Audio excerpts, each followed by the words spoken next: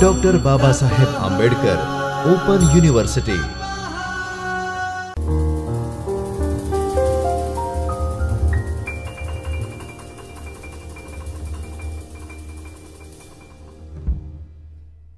નમસ્કાર વિદ્યાર્થી મિત્રો, ડૉક્ટર બાબા સાહેબ આંબેડકર ઓપન યુનિવર્સિટીના ચૈતન્ય સ્ટુડિયોમાંથી હું આસિસ્ટન્ટ પ્રોફેસર માનસી ખટીક આપ સૌ વિદ્યાર્થી મિત્રોનું હાર્દિક સ્વાગત કરું છું। હવે વિદ્યાર્થી મિત્રો, આજે આપણે બેચલર ઓફ કોમર્સના 3rd યરના પેપર ઓડિટિંગની વાત કરીશું, જેનો સબ્જેક્ટ કોડ છે BCAUDN 304। હવે બ્લોક 3 યુનિટ નંબર 10 ઓડિટરની જવાબદારી। આજે આપણો ટોપિક છે ઓડિટરની જવાબદારી, તેના વિશે વિસ્તૃત ચર્ચા કરીશું।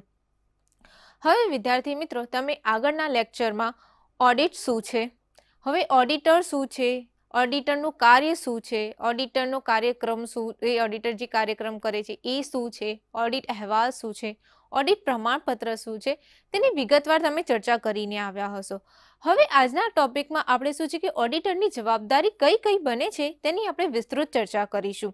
તો શરૂઆત કરીએ આપણે રૂપરેખાથી। તો આજે આપણે કયા કયા ટોપિક કવર કરીશું, તો અર્થ, પછી એકાંકી વેપારી ભાગીદારીને લગતી ઓડિટરની જવાબદારી, કંપની કાયદા મુજબ ઓડિટરની જવાબદારી અને કેટલાક કાનૂની કેસોનો જે સારાંશ છે તેની ચર્ચા કરીશું।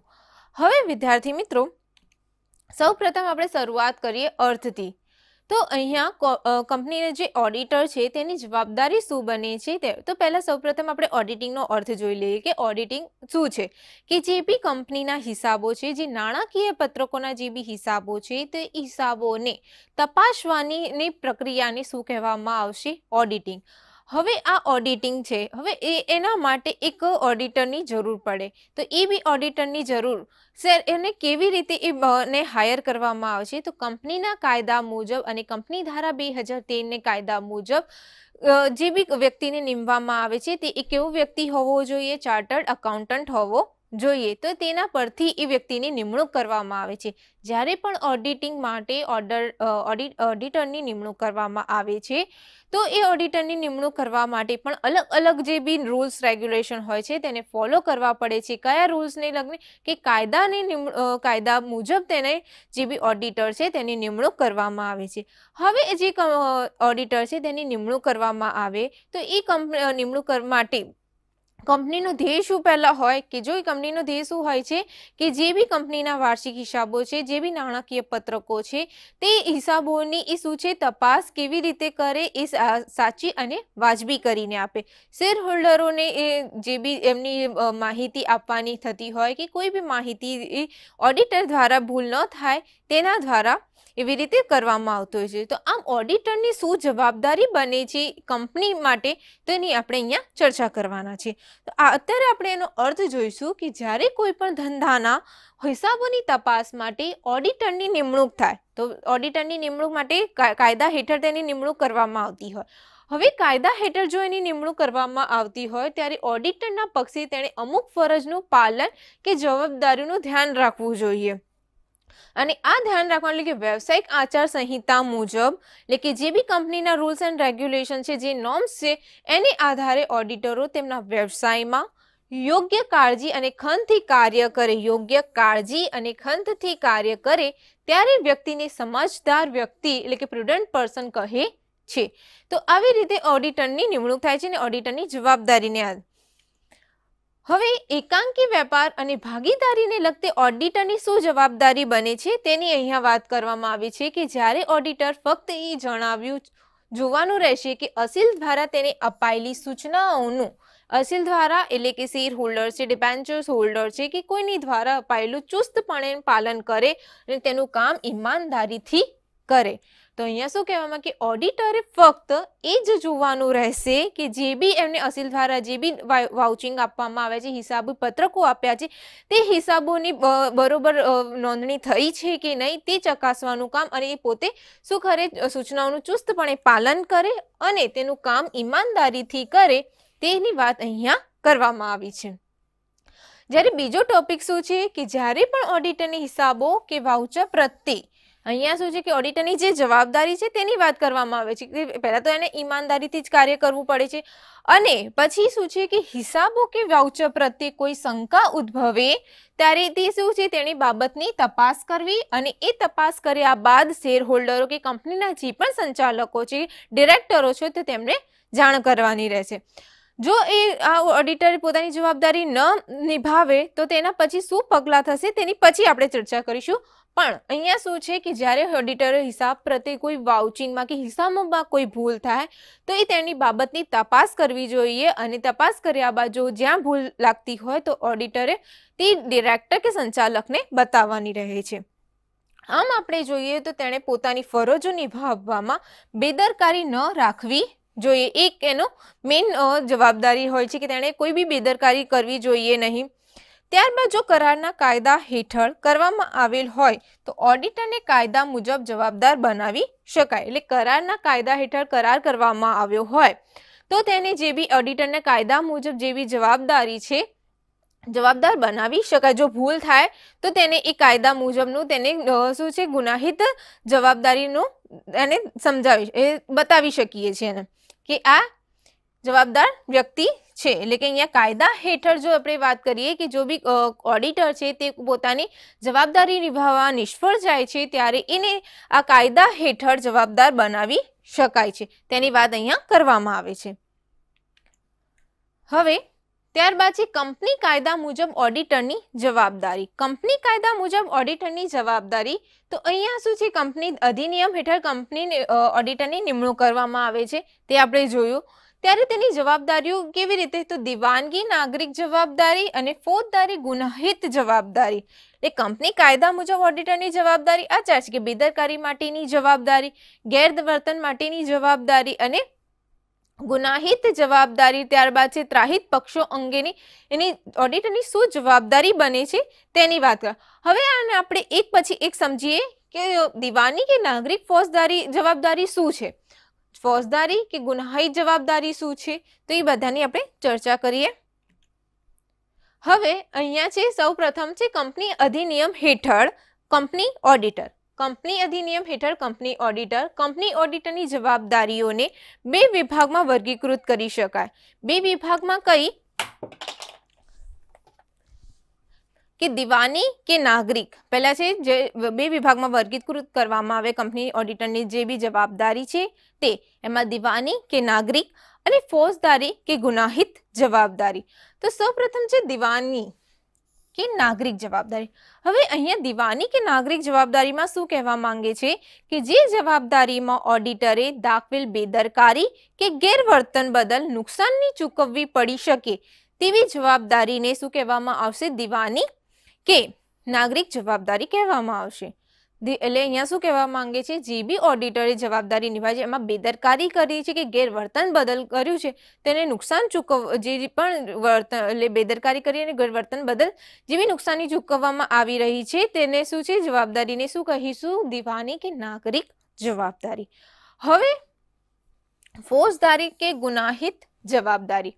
ફોજદારી ગુનાહિત જવાબદારીમાં જે જવાબદારીમાં અસીલને થયેલ નુકસાન, અસીલ એટલે કોને કે શેર હોલ્ડર્સ છે, ડિબેન્ચર્સ હોલ્ડર છે, સંચાલક છે, તો એમને થયેલ નુકસાન માટે ઓડિટરને કાયદા હેઠળ દંડ કે સજાની જોગવાઈ હોય તો તેને ફોજદારી કે ગુનાહિત જવાબદારી કહેવામાં આવે છે.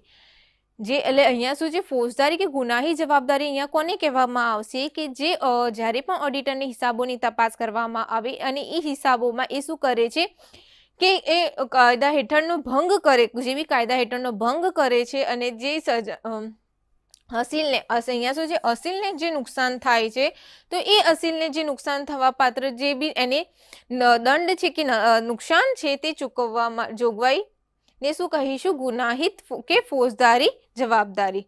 હવે અહીંયા છે બેદરકારી માટેની જવાબદારી. બેદરકારી માટેની જવાબદારી એટલે શું કે અહીંયા જ્યારે ઓડિટરે પોતાની કામગીરીમાં વાજબી કૌશલ્ય અને કાળજી લઈ શું છે વાજબી કૌશલ્ય અને કાળજી લઈ કંપનીના હિતમાં ઓડિટ કરવામાં નિષ્ફળ જાય, વાજબી જેવી એટલે કૌશલ્યથી કાર્ય કરવું હોય કે કાળજી લઈને જે બી કંપનીના ઓડિટરે જે છે તેને કાર્ય કરવાનું હોય પણ તે એમાં નિષ્ફળ જતું હોય ત્યારે એ શેર હોલ્ડર સાથે છેતરપિંડી ગણવામાં આવે છે. ત્યારે શું ગણવામાં આવે કે એ શેર હોલ્ડર સાથેની છેતરપિંડી ગણાશે.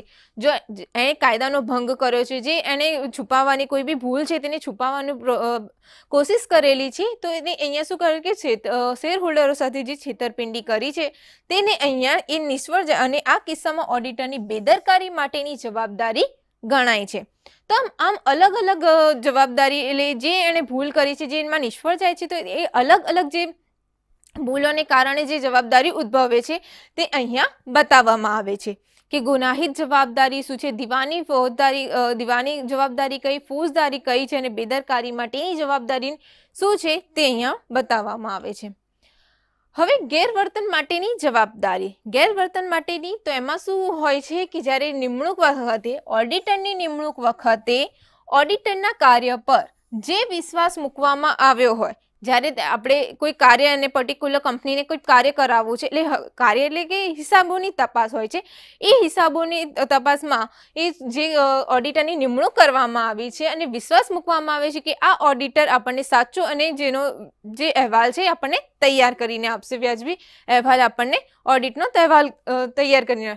હવે એ હોય તો વિશ્વાસ મુજબની ફરજમાં ઓડિટરે ઈરાદાપૂર્વક કે ભૂલથી, ઈરાદાપૂર્વક કર્યું હોય કે ભૂલથી ખોટી કામગીરી કે ગેરવર્તન કરી ભંગ કરેલ હોય, વિશ્વાસ ભંગ કરેલ હોય, જેના કારણે કંપની કોઈ નાણાકીય નુકસાન થાય તો એવી ફરજ ભંગ બદલ શું કરે છે, એ કાર્ય માટેની જવાબદારીને ગેરવર્તન બદલ ઊભી થતી જવાબદારી કહેવામાં આવે છે.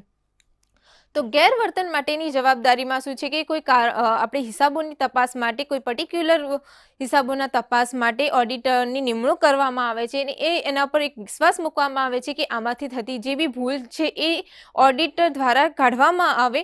પણ જો એ શું કરે છે, જાણી જોઈને કે એ ભૂલથી કોઈ ખોટી કામગીરી છે, એ જે ગેરવર્તન કરી અવિશ્વાસ કરે છે, ત્યારે તેને એ ગેરવર્તન માટેની જવાબદારી ગણવામાં આવે છે. હવે અહીંયા છે ગુનાહિત જવાબદારી. હવે ગુનાહિત જવાબદારી શું છે? તો ઓડિટરને હિસાબો લખવાના હેતુ પૂર્ણ કરવા માટેના શેર હોલ્ડરના પ્રતિનિધિ તરીકે કંપનીના અધિકારી તરીકે ગણવામાં આવે છે. શું છે? શેર હોલ્ડરના જે બી પ્રતિનિધિ તરીકે શું છે, કંપનીના અધિકારી તરીકે તેને ગણવામાં આવે છે. કોને? તો ઓડિટરને, કે કંપનીના શેર હોલ્ડરના પ્રતિનિધિ તરીકે, કંપનીના અધિકારી તરીકે તેમને ગણવામાં આવે છે. અને ત્યારે તે પોતાના સૂઝબૂઝનો કે કૌશલ્યનો દુરુપયોગ કરે છે, સૂઝબૂઝનો અને કૌશલ્યનો દુરુપયોગ કરે છે કે જાણી જોઈને કોઈ રિપોર્ટ, રિટર્ન ને સર્ટિફિકેટ અથવા પાકું સર્વે વગેરેમાં ખોટું નિવેદન આપે છે. શું કરે છે?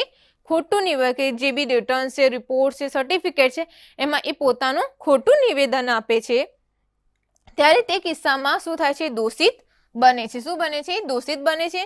અને ત્યારે કંપની ધારા 2013 હેઠળ, ભારતીય દંડ સંહિતા હેઠળ, આવકવેરા અધિનિયમ 1961 હેઠળ, ચાર્ટર્ડ એકાઉન્ટન્ટ્સ એક્ટ હેઠળ વગેરે એમને શું છે એ ગુનો દાખલ થાય છે.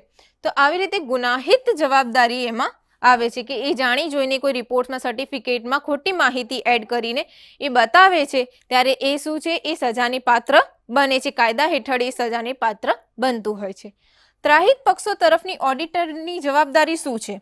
તો ત્રાહિત પક્ષની ઓડિટરની જવાબદારીમાં કે જે શેર હોલ્ડરોના ઓડિટર કંપનીના શેર હોલ્ડરના પ્રતિનિધિ તરીકે ઓડિટ કાર્ય હાથ ધરવા માટે નિમણૂક પામે છે, પરંતુ જ્યારે ઓડિટરની ફક્ત શેર હોલ્ડરો માટે જ નહીં પરંતુ અન્ય ત્રાહિત પક્ષ માટે પણ જવાબદારી ઊભી થાય, ત્યારે તેને ત્રાહિત પક્ષો તરફની ઓડિટરની જવાબદારી કહે છે.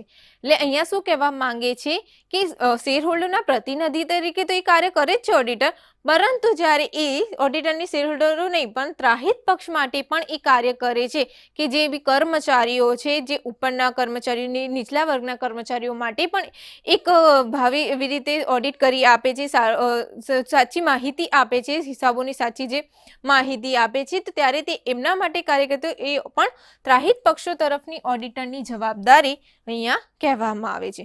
તો વિદ્યાર્થી મિત્રો, આપણા ઓડિટરની કઈ કઈ જવાબદારીઓ થાય છે અને એ જો જવાબદારીઓની એ ભૂલ થાય કે એ જે ચૂક કરે છે કાર્ય કરવા માટે, તો તેની કઈ કઈ જવાબદારીઓનો સામનો કરવો પડે છે કે ગુનાહિત જવાબદારી, બેદરકારી બદલની જે બી સજા ભોગવવામાં આવે છે કાયદા હેઠળ, તો એનો અહીંયા અમલ કરવામાં આવે છે કે જે ઓડિટર છે તે ઓડિટર જે જવાબદારીને નિભાવવામાં નિષ્ફળ જશે તો તેમને કાયદા હેઠળની સજા કરવામાં આવશે. તો વિદ્યાર્થી મિત્રો, આપણો ટોપિક અહીંયા પૂરો થાય છે કે ઓડિટરની શું જવાબદારીઓ થાય છે. તેના બાદ આપણે ફરી નવા લેક્ચર સાથે મળીશું. Thank you.